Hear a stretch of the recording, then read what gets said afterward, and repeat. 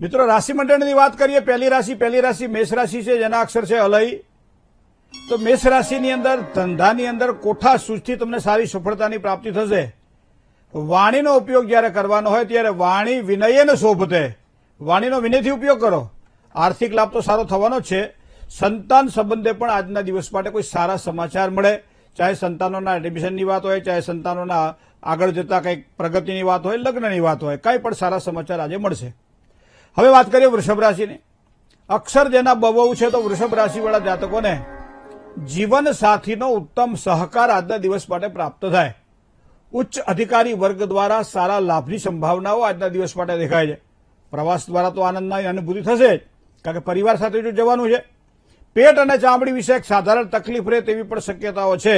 ખાસ કરી સ્વિમિંગ પુલમાં અથવા આવી જગ્યાએ જ્યારે સ્નાન કરવાનું હોય ત્યારે થોડું સાચવીને કામકાજ કરજો.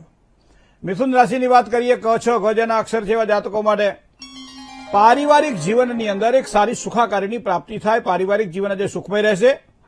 પ્રતિષ્ઠામાં વધારો થાય. આજે સ્વાસ્થ્યની બાબતમાં થોડીક સાવધાની રાખવી પડશે. કોઈ પણ મહત્વના નિર્ણયો લેવાના હોય તો એમાં પણ થોડીક જો સાવધાની રાખો તો આજનો દિવસ તમારા માટે વધારે સારો બની જશે. જય ગણેશ.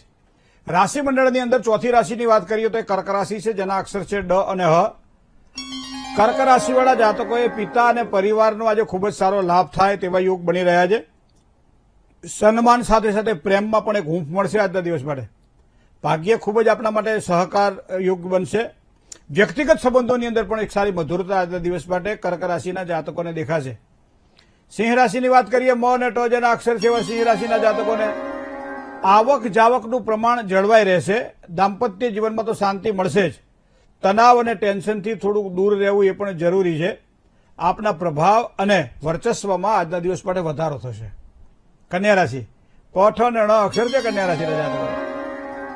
હરીફાઈવાળા કામકાજમાં વિજય થાય. આજે જે કંઈ કાર્ય કરો, જે કંઈ મહેનત કરો એમાં સારું ફળ પ્રાપ્ત થવાનું છે. સાસરા પક્ષ દ્વારા પણ લાભની શક્યતાઓ છે. વ્યર્થ દોડાદોડીથી પણ દૂર રહેવું એ પણ આજના દિવસ માટે એટલું જ જરૂરી છે. જય ગણેશ. તુલા રાશિની વાત કરીએ. ર અને તો જેના અક્ષર છે, તો તુલા રાશિવાળા જાતકો માટે આજનો દિવસ કેવો રહેશે? મિત્રો, પારિવારિક જીવનની અંદર સારી સુખાકારી તુલા રાશિના જાતકોને આજે પ્રાપ્ત થશે. તબિયતની બાબતમાં થોડું સાચવવું પડશે. સંતાનોના પ્રશ્નમાં એક હળવાશ અનુભવાશે. આવકના કોઈ નવા સ્ત્રોત પ્રાપ્ત થાય તેવા સુંદર યોગો ચંદ્રબળના આધારે બની રહ્યા છે તુલા રાશિના જાતકોને. હવે વાત કરીએ વૃશ્ચિક રાશિ. ન અને ય અક્ષર છે એવા વૃશ્ચિક રાશિના જાતકો માટે કોઈ રોજગારીની નવી તકો કદાચ શોધી રહ્યા છો તો મળે તેવી સંભાવનાઓ આજના દિવસ માટે દેખાઈ રહી છે. કામકાજની અંદર પણ એક આનંદની અભિવૃદ્ધિ થશે.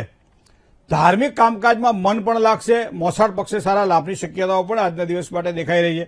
આજનો દિવસ આ પ્રમાણે ઉત્તમ છે. ધન રાશિની વાત કરીએ. ભ ધ ફ અને ઢ અક્ષર છે ધન રાશિના. ધંધાકીય કોઈ પણ પ્રકારની યોજનાઓ આજે બનાવશો તો સફળ થશે. મોટા ભાઈનો સહયોગ પ્રાપ્ત થાય તો આજે તમારા સોનામાં સુગંધ મળશે. બીજા કોઈના પણ કામકાજમાં આશીર્વાદ લીધા વગર મોટા ભાઈના આશીર્વાદ લઈ લેવા છે. બીજું, વાદ વિવાદથી બચો. આર્થિક લાભ સામાન્ય દેખાય છે આજના દિવસ માટે, તો એ બાબતે થોડું સાચવીને કામકાજ કરજો. જય ગણેશ. વાત કરીએ મકર રાશિની.